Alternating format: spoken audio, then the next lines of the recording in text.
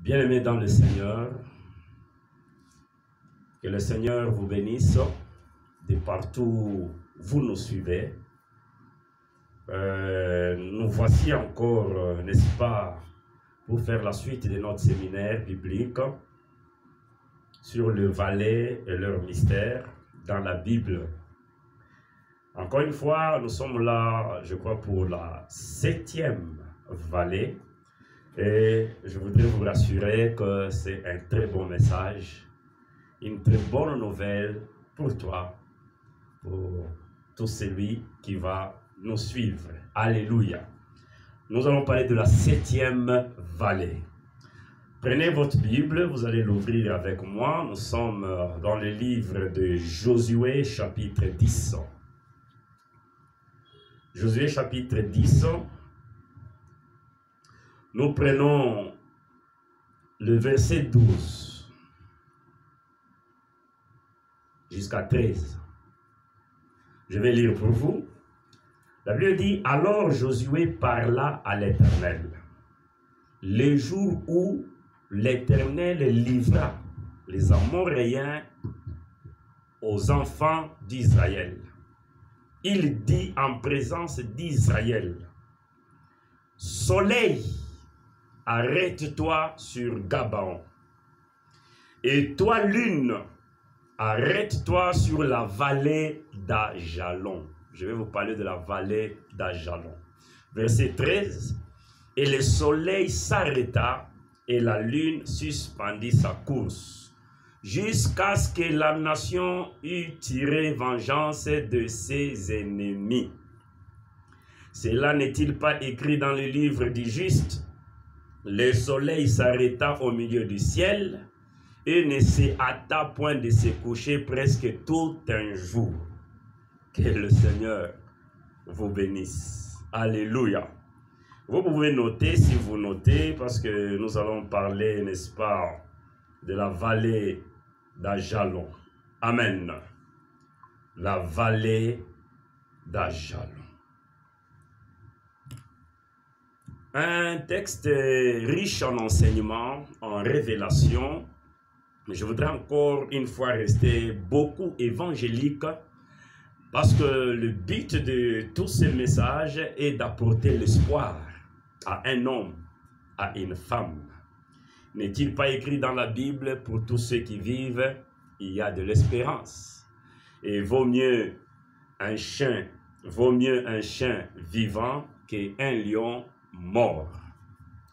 La 7e vallée. Si vous n'avez pas suivi les autres vallées, allez seulement sur YouTube, cliquez écrivez Église Cité Narcisse de Saron. Vous allez trouver toutes les autres vallées déjà en ligne. La 7e vallée, je vais vous parler de la vallée d'Ajalon. Alléluia. La vallée d'Ajalon. De quoi est-il question? On parle de Josué. Vous savez que Josué avait fait une sorte d'alliance avec les Gabaonites. Pour la petite histoire, nous allons passer vite. Alors, un jour, il y a eu 5 rois des Amoréens en coalition pour attaquer les Gabaonites. Alors, les Gabaonites vont faire appel à Josué qu'il puisse leur venir au secours pour ces grands combats. C'est ainsi que Josué va venir au secours des Gabaonites. Alors, pendant que le combat était engagé, alléluia, il s'est fait que Josué n'avait pas encore terminé avec tous ces rois étrangers au nombre de 5. Il va constater que le soleil commençait, n'est-ce pas, à aller se coucher, alors qu'il avait encore un grand travail à abattre, à accomplir. C'est ainsi que Josué va s'élever au milieu de tout Israël, au milieu de tout ce peuple. Et il va faire une déclaration très puissante, selon laquelle il s'adresse directement au soleil et à la lune. Josué dit, « Ô toi soleil, arrête-toi sur Gabaon, et toi lune, arrête-toi sur la vallée d'Ajalon. » Alléluia. Mes bien-aimés, c'est un événement sans précédent. Un tel événement n'avait jamais eu lieu ni avant ni après Josué. Un événement extraordinaire. Le soleil s'est arrêté sur Gabaon et la lune s'est arrêtée sur la vallée d'Ajalon. Alors vous savez qu'est-ce qui s'est passé? Ce qui s'est passé est que les habitants de la vallée d'Ajalon, ceux qui habitaient dans la vallée d'Ajalon, ont fait un constat humainement parlant bizarre.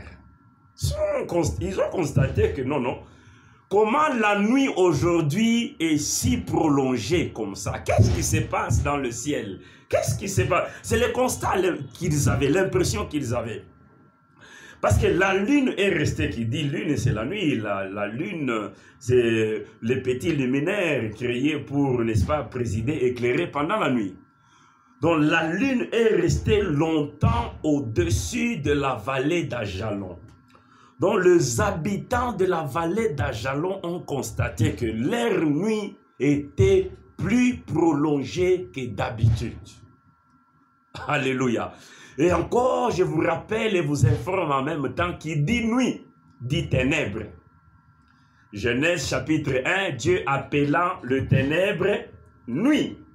Et qui dit ténèbres dit obscurité. Donc, les habitants de la vallée d'Ajalon qui constatent leur nuit être prolongée, en d'autres termes, le ténèbre de leur nuit se sont prolongés, sont restés longtemps au-dessus de leur tête. Et c'était une histoire un peu compliquée. Qu'est-ce qui se passe aujourd'hui? Pourquoi la nuit semble être plus longue que d'habitude? Comment est-ce que cette obscurité semble rester longtemps au-dessus de nos têtes? Qu'est-ce qui se passe quelque part? Mais bien aimé, avant d'aller plus loin, je voudrais te dire ceci, que cette nuit prolongée, ces ténèbres prolongées dans la vallée d'Ajalon, cette obscurité qui est restée longtemps, ce n'était pas une affaire de Satan ni de démons. Ces ténèbres qui restent longtemps au-dessus des habitants d'Ajalon, c'était pour une bonne cause. Je me répète, c'était pour une bonne cause, laquelle il y a un général, il y a un vaillant qu'on appelle Josué, qui était en train de combattre, n'est-ce pas, pour la libération, la délivrance, le salut des Gabaonites. Et directement, cette victoire allait toucher même les habitants d'Ajalon. Parce que si Gabaon tombait sous la servitude de ces rois étrangers, des Amoréens, même les habitants d'Ajalon allaient payer le prix. Donc c'était pour leur bien de rester longtemps dans ces ténèbres, parce qu'un monsieur était en train de se battre, de combattre, de livrer une guerre sans merci pour le bien des habitants d'Ajalon. La nuit plus prolongée que d'habitude. Les ténèbres qui restent longtemps au-dessus des habitants d'Ajalon. La vallée d'Ajalon, c'est la vallée de la nuit la plus prolongée. C'est la vallée d'une nuit qui se prolonge plus que d'habitude. C'est la vallée dans laquelle vous constatez que le ténèbre, ça perdure un peu, ça prend encore le temps. L'obscurité prend encore du temps, ça dure encore. Et vous vous posez des questions, qu'est-ce qui se passe au-dessus de nous? Je viens parler à un homme, à une femme qui se retrouve dans la vallée d'Ajalon. Un homme, une femme qui constate que la nuit de sa vie semble se prolonger plus que d'habitude. Je viens parler à un homme, à une femme qui constate que les problèmes de sa vie, ça prend du temps, ça a pris des semaines, ça a pris des mois, ça a pris des années. Ça continue, ça continue. Tu as prié, il n'y a pas de changement. Tu as consulté des prophètes, il n'y a pas de changement. Tu as consulté des pasteurs, il n'y a pas de changement. Et finalement, tu te poses des questions. Est-ce que le diable n'est pas dans cette affaire? Est-ce que les démons ne sont pas dans cette affaire? Écoute, je te rappelle que les ténèbres dans la vallée d'Ajalon n'était pas un problème des démons. Ce n'était pas un problème de Satan. Mais il y avait une bonne cause qui est même la cause divine. Oh, Josué était en train de livrer une guerre qui allait déterminer l'avenir des habitants d'Ajalon. Je te dis, ne crains pas cette nuit qui semble être prolongée. Ne crains pas ces ténèbres qui continuent à durer. Ne crains pas cette obscurité dans laquelle tu estimes que ça prend des années. Ça prend des jours. Ça prend beaucoup de temps. Ne crains pas. La Bible dit, ton Dieu, il est le maître des temps et des circonstances. Alors que tu sembles rester longtemps dans ces ténèbres, dans ces problèmes, dans cette difficulté, dans cette affaire sans issue, je t'annonce une bonne nouvelle. Ton Dieu, dans le secret de l'obscurité, il est en train d'accomplir un travail extraordinaire en ta faveur. Il est en train de réaliser un plan magnifique en ta faveur. Ne crains pas cette obscurité. Elle ne va pas te tuer. Ça n'a pas tué les habitants d'Ajalon, mais un matin était arrivé. Les habitants d'Ajalon ont appris que là, notre nuit qui s'est prolongée, c'était bon pour une bonne cause. C'était pour une bonne cause. Je te parle, mon frère et ma soeur, pour ta nuit qui se prolonge. Tu n'es pas la première personne à connaître une nuit prolongée. Tu n'es pas la première personne à connaître cette obscurité qui semble prendre des semaines, des mois, des années au-dessus de ta tête. Et je t'interdis de penser que tu es maudit. Je t'interdis de penser que tu es envoûté. Je t'interdis de penser que le diable ait le pouvoir plus que le pouvoir que ton Dieu détient. Bientôt, une bonne nouvelle va tomber dans ton oreille.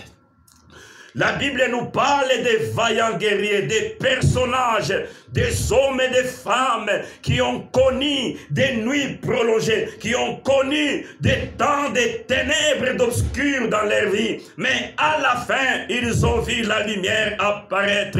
La Bible dit, pour vous qui craignez l'Éternel, s'élèvera le soleil de la justice. Bientôt, cette nuit va passer et la lumière du jour apparaîtra. Et tu comprendras pourquoi Dieu t'a gardé dans cette obscurité, dans ces ténèbres, dans ces problèmes, dans cette situation obscure. Tu comprendras et tu donneras Dieu raison parce que tu vas les célébrer. Laisse-moi te parler de Jacob. Alors qu'il est en fuite devant la colère de son frère Esaü. La Bible dit, il est arrivé quelque part, la nuit était tombée, l'obscurité s'est installée, c'était devenu compliqué qu'il avance. Le voyage a connu un problème, un blocage, mais je t'annonce, il y a un secret, il y a quelque chose qui allait se passer. Ton Dieu est le maître des temps et des circonstances. Tu te poses des questions, pourquoi je reste longtemps dans le chômage? Je reste longtemps dans cette difficulté. Je reste longtemps dans cette maladie. Je reste longtemps sans promotion. Qu'est-ce qui se passe? Ton Dieu est en train d'organiser quelque chose de bien. Aussi vrai qu'un enfant doit prendre 9 mois dans le sein maternel, alors que les parents s'organisent pour la layette et tout ce qui est nécessaire. Oh, le jour où l'enfant vient à la surface, vient au monde, il trouve que tout est déjà fait. C'est ce qui va t'arriver. Ton bon père, ton bon berger qui est dans le ciel, il est en train de préparer quelque chose de bien en ta faveur. Jacob en fuite. La nuit tombe. Oh, dans cette obscurité, il prend une pierre dont il va en faire son oreiller. Oh, alléluia. Quelque chose va se passer dans ta nuit-là. Quelque chose va se passer dans ces ténèbres, dans cette obscurité. La Bible dit, alors qu'il dormait dans cette nuit la plus obscure de sa vie, une nuit de peur, de crainte et de tremblement. Alléluia. La Bible dit dans cette nuit, il va faire un songe extraordinaire. Un songe qui va changer le reste de la vie de Jacob. Qu'est-ce qu'il voit? Il voit le ciel ouvert. Il voit une échelle posée, le pied sur la terre et le sommet de l'échelle toucher le ciel. Mais qu'est-ce qui se passe au sommet de l'échelle? C'est Elohim Adonai, le Dieu créateur, qui était assis au sommet de l'échelle. Alléluia. Dans la nuit la plus obscure, dans la nuit la plus noire de sa vie, et Dieu va le rassurer. Il dit, Jacob, ne crève pas. Je suis le Dieu d'Abraham et le Dieu d'Isaac, ton père. Alléluia. Je te bénirai, Jacob. Je te bénirai. Tu te répandras à l'est et à l'ouest, au nord et au sud. Je serai ton Dieu. Et la terre sur laquelle tu te tiens, je te la donne et je la donnerai à ta postérité. Quelque chose de bien s'est passé dans cette nuit. Alors que tu passes par des moments difficiles, Dieu te dit, le soleil de la justice apparaîtra. Quelqu'un a dit, quelle que soit la longueur du jour, de la nuit, le jour apparaîtra. Dieu va te visiter. Dieu va te visiter. Dieu va te visiter et Dieu te fera du bien. Ne crains pas cette obscurité. Ne crains pas ces problèmes obscurs. Quelque chose de bien va se passer. Écoute, il n'y a pas que les sorciers qui travaillent dans l'obscurité de la nuit. Ton Dieu travaille aussi la nuit. Je vais te le prouver. Je prends le deuxième personnage, Mardoché, sentinelle. Oh, il a connu aussi une nuit, une obscurité, le ténèbre à un moment donné dans sa vie. Mais de ces ténèbres, quelque chose de grand va sortir. La Bible dit dans les livres d'Esther, Mardoché habitué à monter la garde à la porte du palais royal. Une nuit, il est à la porte. Ça, c'était une nuit pas comme les autres. Est-ce que tu m'écoutes? Écoute, les nuits se succèdent, mais les nuits ne se ressemblent pas. Alléluia. Mardoché, une nuit, il est à la porte comme sentinelle. La Bible dit, dans la chambre du roi, lisez votre Bible, le roi était privé du sommeil. Le roi est dans l'insomnie. Le roi ne sait pas dormir. Oh, alléluia. Alors, comme il s'ennuyait, il dit, apportez-moi les annales des chroniques du royaume. On lui apporta les annales. Il commence à lire, à parcourir, comme pour chercher le sommeil. C'est Dieu est le metteur en scène. Les jours où Dieu se décide de vous bénir, il est capable de priver le sommeil aux grands. Il est capable de priver le sommeil au roi. Il est capable de mettre la pensée de vous faire du bien dans le cœur de ceux qui ont la dernière décision. Pendant que le roi lit, il tombe sur un chapitre qui va changer les choses, qui va chambarder certaines choses, chambouler certains plans des méchants et placer Mardoché sur le boulevard de la grandeur. Le roi tombe sur un chapitre qui dit, une fois dans le royaume, Mardoché la sentinelle avait révélé un secret selon lequel il y avait des espions qui complotaient pour tuer le roi. Le roi dit, oh c'est ça la bonne nouvelle. Il appelle ses serviteurs. Il dit, voilà ce que Mardoché qui est à la porte cette nuit même avait fait pour le roi. Qu'est-ce qu'on avait fait pour le récompenser? On a répondu au roi, rien. Il dit, voilà ce que nous allons faire. Qui est dans la cour la nuit? On regarde dans la cour royale, c'était Aman l'Agagouite, le méchant ennemi de Mardoché. On dit au roi, Aman est dans la cour, faites-les entrer. Aman entre, le roi pose la question, Aman, qu'est-ce que le roi doit faire à un homme qu'il désire honorer? Aman s'est dit dans le cœur, qui d'autre le roi va-t-il honorer si ce n'est moi? Ça c'est l'erreur de plusieurs qui pensent qu'il n'y a que eux. Non, il n'y a pas que vous. Dieu dit à Élie, je me suis réservé 7000 hommes qui n'ont pas fléchi les genoux devant Baal. Il n'y a pas que vous. Dans la réserve de Dieu, il y a encore des hommes et des femmes que Dieu doit bénir. Aman dit au roi, c'est lui que tu veux honorer, il doit monter sur le cheval royal, il doit porter le manteau royal, et que la première personnalité du royaume après le roi soit cette personne qui va mener cet homme dans toute la ville pour dire c'est ainsi que le roi honore cet homme.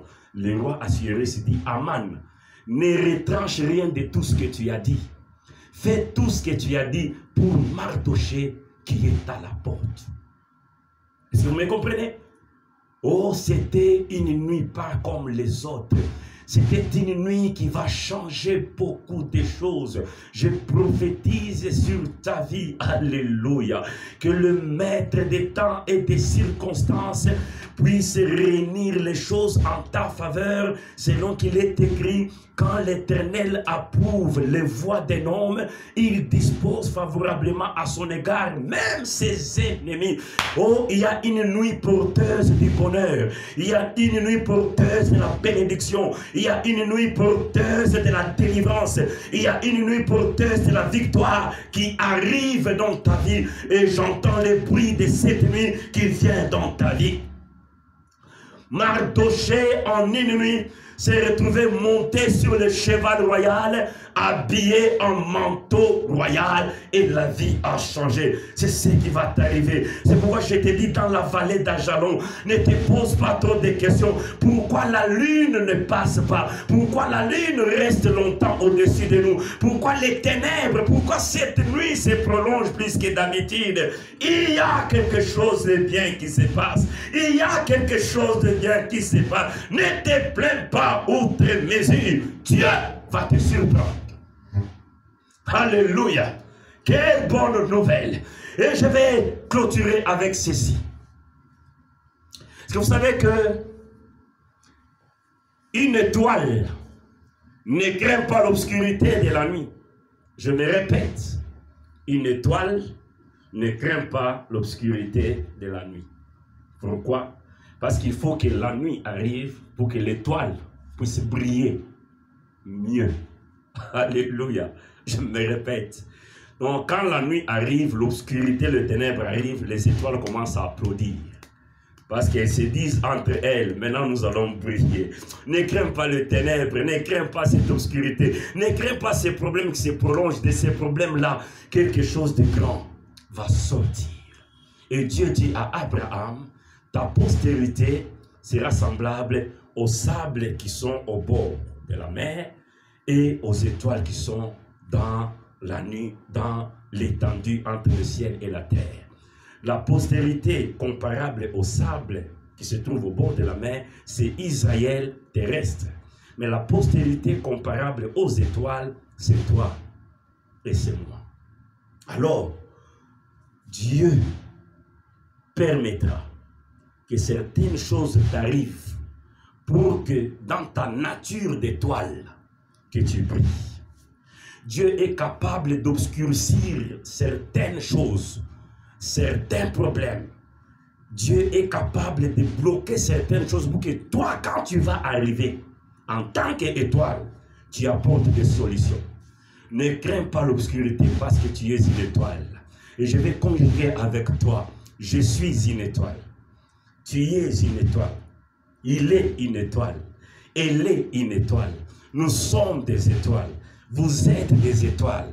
Ils sont des étoiles. Elles sont des étoiles. Alors ne craignons pas l'obscurité, ne craignons pas les ténèbres, parce qu'en tant que des étoiles, c'est le moment propice et favorable pour que nous puissions briller. Beaucoup de gens de la Bible ont été bénis après avoir résolu les problèmes les plus difficiles. Le cas de Joseph, Dieu complique les choses dans les royaumes. Quand il sort de la prison, il donne l'interprétation, il a brillé. Daniel à Babylone, quand il donne l'interprétation, il a brillé. Ça va aussi t'arriver. Tu vas bientôt briller. Le ténèbre qui te couvre, la nuit qui semble se prolonger, c'est pour une bonne cause. Josué est en train de se battre pour t'apporter la victoire. Le matin va arriver et tu comprendras qu'il y a ce qu'on appelle la mise en place terminée. Dieu aura déjà tout organisé, tout mis en place pour ton bonheur, pour ton bien-être, pour ta prospérité. Tu n'auras pas des efforts à fournir. Ne crains pas les ténèbres parce que tu es une étoile. Reçois cette bénédiction. Reçois cette grâce dans les noms précieux de Jésus de Nazareth, habitant de la vallée d'Ajalon. Ne crains pas ta nuit qui se prolonge, mais il y a quelque chose de bien que Dieu est en train de préparer pour toi. Pour vous qui craignez l'Éternel, se lèvera le soleil de la justice. Que Dieu te bénisse. Et je voudrais vous rappeler nos coordonnées.